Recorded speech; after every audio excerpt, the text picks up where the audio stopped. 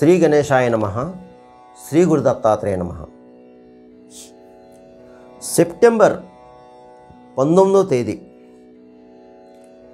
చతుర్థి, భాద్రపద మాసం, ఆదివారం.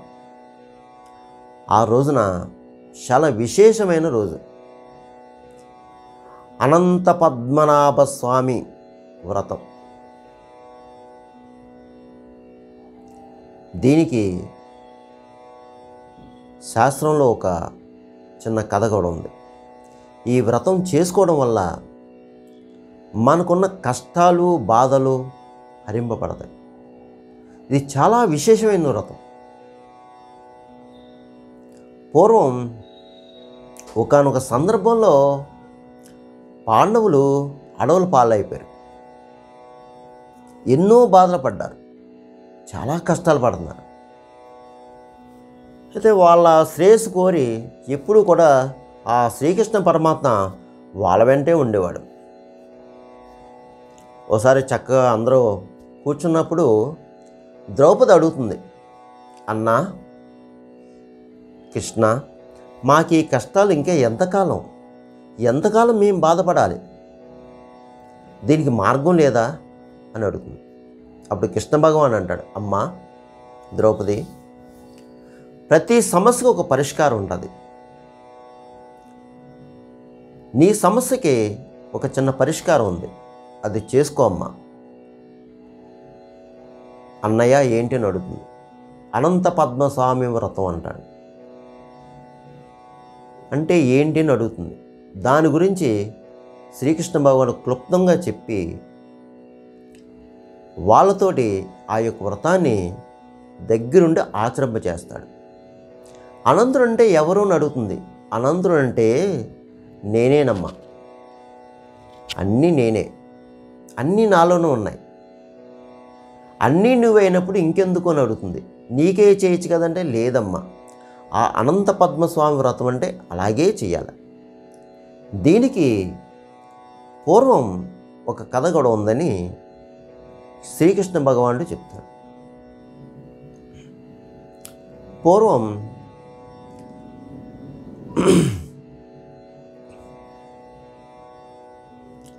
సుమంతుడు అనే పేద బ్రాహ్మణుడు ఉండేవాడు. ఆయన పేదవాడైనా చక్కగా అన్ని వ్యవహారాలు బాగా చేసేవాడు, దేనికి లోటు రానిచ్చేవాడు కాదు. ఆయన కూతురు సుశీల పెళ్ళిడికి వచ్చింది. ఒక వేద పండితుడిని, శాస్త్రం నేర్చుకున్నవాడిని తీసుకొచ్చి చక్కగా వివాహం చేశాడు. అతని పేరు కౌండిన్యుడు సుశీల. సరే, అయితే వివాహం చేశాడు. పెట్టడానికి ఏమీ లేదు. ఏమైనా పెడదామంటే సుశీలకు పాపం తల్లి లేదు, పినతల్లి ఉంది. ఆవిడ ఏది ఒప్పుకోదు. ఆ పినతల్లికి తెలియకుండా కాస్త గోధుమ పిండి విస్తర్లో కట్టించాడు. అమ్మ, ఈ గోధుమ పిండి తీసుకోరా, పొట్లం కట్టుకుని ఒక చిన్న సంచిలో పెట్టుకుంది. సరే, వీళ్ళిద్దరూ కౌండిన్యుడు సుశీల ఈ దంపతులు రెండెట్ల బండి మీద బయలుదేరారు. వెళుతూ మార్గంలో అక్కడ ఒక చిన్న నది ఉంది. నది దగ్గర అందరూ కూడా ఆడవాళ్ళు ఏదో పూజ చేసినట్లు కనిపించింది వాళ్ళకి. ఏమిటని వీళ్ళు వెళ్ళారు. వెళితే అక్కడ వాళ్ళ ఏంటి పూజ ఏంటి, వీళ్ళందరూ ఏంటి చేస్తారని అడిగితే, ఇవాళ భాద్రపద మాసం శుద్ధ చతుర్థి, అనంత పద్మస్వామి యొక్క వ్రతం మేము చేసుకుంటున్నాం. అందరూ కూడా ఎర్ర చీరలు కట్టుకున్నారు. ఎరుపు దారం, 14 ముళ్ళు వేసిన దారం కట్టుకున్నారు. అక్కడ దర్భలతో విష్ణుమూర్తి స్వరూపాన్ని చక్కగా వేశారు, ముగ్గులు వేశారు, పద్మం వేశారు. అక్కడ పూజించుకుంటున్నారు. అక్కడ వాళ్ళు అన్నారు, అమ్మ మీరు ఎలాగో వచ్చారు కాబట్టి మీరు కూడా ఈ వ్రతంలో పాల్గొనండి, అంటే సరే అని వాళ్ళు చక్కగా స్నానం చేసి వస్త్రాలు ధరించి భార్యాభర్తలు ఇద్దరు కూడా చక్కగా వాళ్ళతో పాటు కూర్చున్నారు. వ్రతం చేసుకున్నారు. చేసుకున్న తర్వాత బ్రాహ్మణులు వచ్చారు. ఆ బ్రాహ్మణులకి ఏదో తోసిన దక్షిణ వీళ్ళు గోధుమ పిండి తెచ్చారు కదా, ఆ గోధుమ పిండి కాస్త వ్రతానికి ఉపయోగించి కాస్త బ్రాహ్మణులకి అదే సమర్పించుకున్నారు. సరే, వ్రతం అయిపోయింది. వీళ్ళ దాన్ని వీళ్ళు వచ్చేసారు.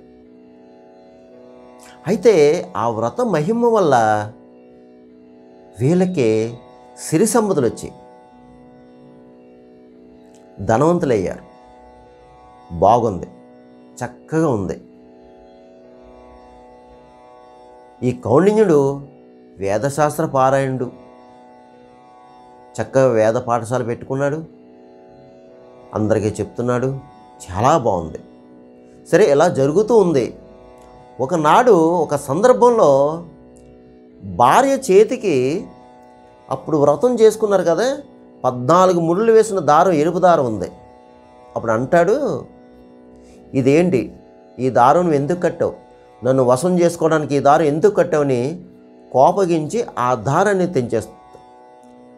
ఇప్పుడు సుశీల అంటది, అది కాదని మనం వ్రతం చేసుకున్నాం, వ్రతం చేసుకున్న అప్పుడు కట్టిన దారం ఇది, దీనివల్లే మనం ఇంత సిరి సంపదలు పెరిగినాయి, మనం బాగున్నాం ఆ స్వామి దయ వల్ల అంటారు. ఆయన ఒప్పుకోడు. దాన్ని తీసేసి అక్కడ అగ్గిలో వేసేస్తాడు. అంతే. ఆ 3వ రోజు నుంచి వాళ్ళ ఇంట్లో దొంగలు పడి వీళ్ళ ధనం, బంగారం అంతా ఎత్తు వెళ్ళిపోతుంది. వీళ్ళకి తినడానికి తిండి కూడా సరిగ్గా దొరకదు. చాలా ఇబ్బంది పడతారు.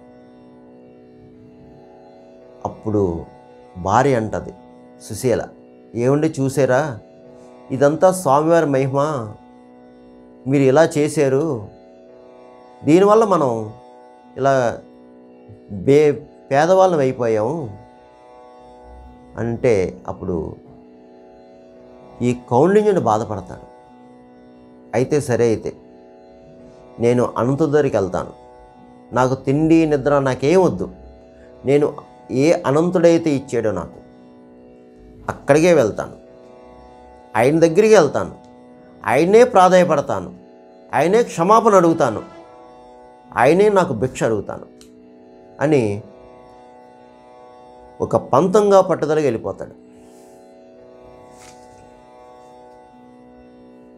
అనంతుడెక్కడా అని అలా వెళ్తూనే ఉంటాడు. అయితే దారిలో ఆయనకు ఒక మామిడి చెట్టు కనిపిస్తుంది.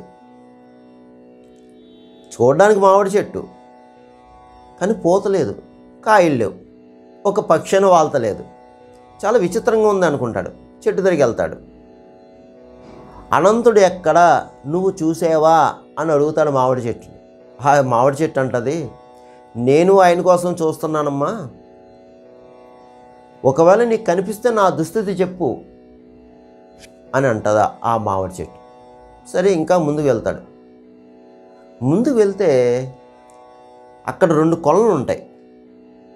ఒక కొలనులో నీరు వేరే కొలనుకు ప్రవహిస్తుంది, కానీ ఆ కొలలో ఒక పక్షి లేదు, ఒక కొంగ లేదు, ఏది వాళ్ళ లేదు. అక్కడికి వెళ్ళి అడుగుతాడు, అనంతుని చూసారా అని. మేము చూడలేదు, ఒకవేళ నీకు కనిపిస్తే మా దుస్థితి చెప్పు అని ఆ కొలను 2 అంటాయి. సరే, అక్కడి నుంచి ఇంకా ముందుకెళ్తాడు.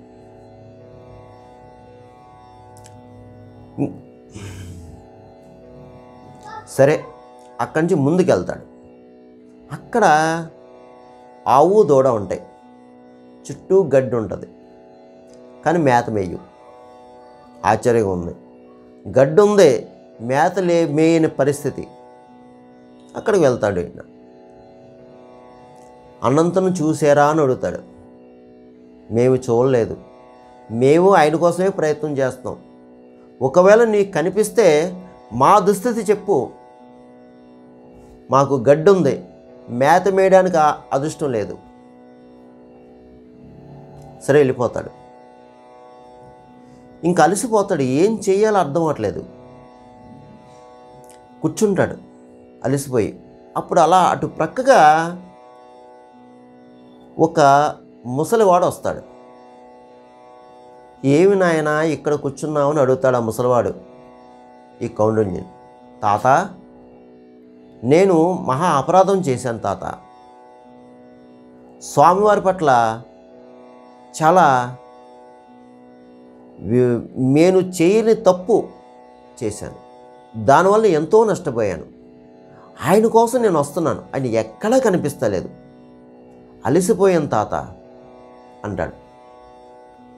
అప్పుడు మనవడా, నీకు అనంతుడు కావాలా అని అడుగుతాడు ఆ ముసలాయన. నాకు కావాలి, నాకు ఆయన పాదాలమే పడాలి, నేను క్షమాపణ చెప్పుకోవాలి అని ఆతృతగా ఉండాలి, నేను చాలా పశ్చాత్తాపం పడుతున్నాను తాత అంటాడు. సరే నాయన, నా కూడా రా, నేను తీసుకుని వెళ్తానని ఆ ముసలివాడు ఈ కౌండిన్యుని తీసుకెళ్తాడు. అలాగ తీసుకెళ్ళి ఎక్కడో దూరంగా అదుగోనైనా అనంతుడు అంటాడు.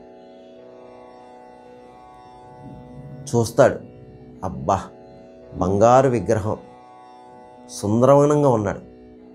ఇంకా ఆయన చూడడానికి 2 కళ్ళు సరిపోవట్లేదు. వెంటనే ఆయన దగ్గరికి వెళ్తాడు. అనంత అనంత అనంత అనంత అని వెళ్ళి ఆయన పాదాల దగ్గర పెడతాడు. అప్పుడు ఆ స్వామి పైకి లేగిన ఆయన, స్వామి నేను చాలా అపరాధం చేశాను, తప్పు చేశాను, నేను చేయడం వల్ల మళ్ళీ కడు భేద స్థితికి వచ్చాను, నా దుస్థితి ఏమీ బాగోలేదు స్వామి, నన్ను క్షమించండి అయ్యా అని అనంతుని అడుగుతాడు.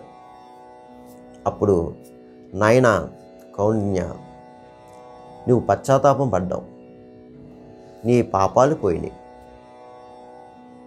సర్వదోషాలు పోయినాయి అంటాడు. సరే కూర్చుని చక్కగా ఆయనకి పలహారం పెడతాడు.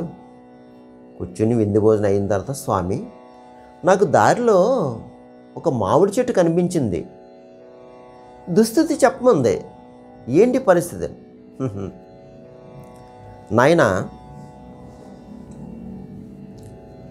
నాయన ఆ మామిడి చెట్టు పూర్వం వేదశాస్త్ర పారాయణం కలిగినటువంటి వేద పండితుడు, మంచి పండితుడు, అయితే శాస్త్రాన్ని ఎవరికీ పంచిపెట్టలేదు, అంటే ఎవరికి విద్య చెప్పలేదు. తనకున్న విద్యతో ఇతర వాళ్ళని అపహాసం చేసేవాడు తప్ప ఎవరికి విద్య చెప్పేవాడు. తనకున్న విద్యని పాడు చేశాడు, కాబట్టి ఈ జన్మలో ఈ దుస్థితి వచ్చింది అని చెప్తాడు. సరే, ఒక కొలను కనిపించింది, అవి కూడా మీతో చెప్పమంది స్వామి అంటారు. వాటి పరిస్థితి ఏంటి చెప్తాను. అవి పూర్వజన్మలో ఆ 2 కొలను కూడా అక్కా చెల్లెలు, సొంత అక్కా చెల్లెలు. పండగ పర్వదినాల్లో, వ్రతాల టైంలో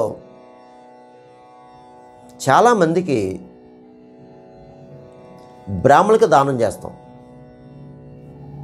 కానీ అక్కా చెల్లెలు ఏం చేశారంటే, బయటికి వెళ్ళిపోతుందని ఒకరికొకరు దానం చేసుకున్నారు. అది దానం మహిమ ఉన్నది కదా, ఫలితం ఉన్నది కదా. దానివల్ల వాళ్ళు ఎందుకు పనిచేయని కొలనుగా మారారు. సరే, స్వామి తర్వాత ఆవు దూడ పాపం మేత మేయలేదు, వాటి పరిస్థితి ఏంటి? అవి పూర్వజన్మలో ఆయన గొప్ప ధనవంతుడు, కానీ ఎందుకు పనిచేయని చవిటి నేల బ్రాహ్మణులకు దానం చేశాడు. ఎందుకు పనిచేయని చవిటి నేల దానం చేసినందుకు ఈ జన్మలో తినడానికి మేత మేయకుండా, అదృష్టం లేకుండా గోవు కింద జన్మించాడు. అందువలన ఈ దుస్థితి నీతో చెప్పినందుకు, నువ్వు పశ్చాత్తాపడి నా దగ్గరకు వచ్చినందుకు, నీ వల్ల అవి కూడా జన్మరాహిత్యం పొంది శాపాల నుంచి విముక్తి అయ్యారు నాయనా అని అనంతస్వామి చెప్తారు. చెప్పి ఇక మీదట నువ్వు ఈ యొక్క వ్రతాన్ని తప్పనిసరిగా ప్రతి సంవత్సరం చేయి, ఆచరించుకో, ఇతర వాళ్ళకి చెప్పు, నీకంతా మంచి జరుగుతుంది, శుభం జరుగుతుంది అని ఆ అనంత పద్మస్వామి ఈ కౌండిన్యుడికి చెప్పి పంపిస్తాడు. సరే, కౌండిన్యుడు స్వామి దగ్గర నుంచి ఇంటికి వస్తాడు. ఇంటికి వచ్చిన తర్వాత చూస్తే దయదీప్మానికి వెళ్ళిపోతుంది ఇల్లు. చక్కగా ఏ వస్తువులు అయితే పోయినాయో, ఏ ధనం అయితే పోయినాయో అన్నీ కూడా ఇంట్లో ఉన్నాయి. ఆ సుశీల భార్య, రండి ఇది మన ఇల్లే, మనం పోయిన ధనం ఏమైందో తెలీదు, నేను చూస్తే ధనానికి ధనం ఉంది, బంగారుకి బంగారం ఉంది, అంతా స్వామి దయ్యండి అంటది. అప్పటి నుంచి వాళ్ళు ప్రతి సంవత్సరం కూడా ఈ వ్రతాన్ని చేసుకుంటున్నారు, ఇతర వాళ్ళతో కూడా చెప్పి చేయిస్తున్నారు. అందువలన మీరు ఈ వ్రత కథ విని తప్పకుండా మీరు కూడా ఎవరికి శక్తి కొలది వారు చేసుకోండి. ఈ వ్రత కథ బుక్కు మీ దగ్గరున్న పూజా స్టోర్స్లో దొరుకుతుంది. ఆ పుస్తకం చూసి ఆ విధానం ఎలాగో ఏంటో అనేది చేసుకోండి. ముఖ్యంగా మీరు ఆ రోజున పూజ చేయినా చేసుకపోయినా గోవింద నామాలు చదవండి, విష్ణు సహస్రం చదవండి, అనంత అచ్యుత గోవింద, అనంత అచ్యుత గోవింద అనే నామాన్ని ఉచ్చరించండి. ఇలా చేసుకోవడం వల్ల పూర్వజన్మ పాప కర్మలు ఏదైతే ఉన్నాయో అవి హరింపబడతాయి, మంచి ఫలితాలు వస్తాయి. ఎందుకంటే ఎంతోమంది ఈ యొక్క వ్రతాన్ని ఆచరించి చక్కటి సత్ఫలితాలు పొందారు. ఈ విధానాలు శ్రీకృష్ణుడు ఈ పాండవులందరూ కూర్చోబెట్టి చక్కగా చెప్తాడు. చెప్పిన తర్వాత ఆయన దగ్గరుండి ఈ వ్రతాన్ని ఆచరింపజేస్తాడు. అయిన తర్వాత వాళ్ళ రాజ్యం వాళ్ళకు వస్తుంది, అందరూ సుఖశాంతులతో ఉంటారు. అందువలన ఈ వీడియో ఎవరైతే చూసారో వాళ్ళందరూ కూడా ఆ స్వామివారిని ప్రసన్నం చేసుకోవడానికి చక్కగా ఎవరి శక్తి అనుసరించి వాళ్ళు ఈ పూజ చేసుకోండి. ఈ కథ మీకు నేను చెప్పడం వల్ల, మీరు విన్నందు వల్ల మీకు నాకు కూడా ఆ అనంత పద్మ స్వామివారి యొక్క అనుగ్రహం మంచిగా శుభంగా జరగాలని నేను కోరుకుంటూ సెలవు తీసుకుంటున్నాను.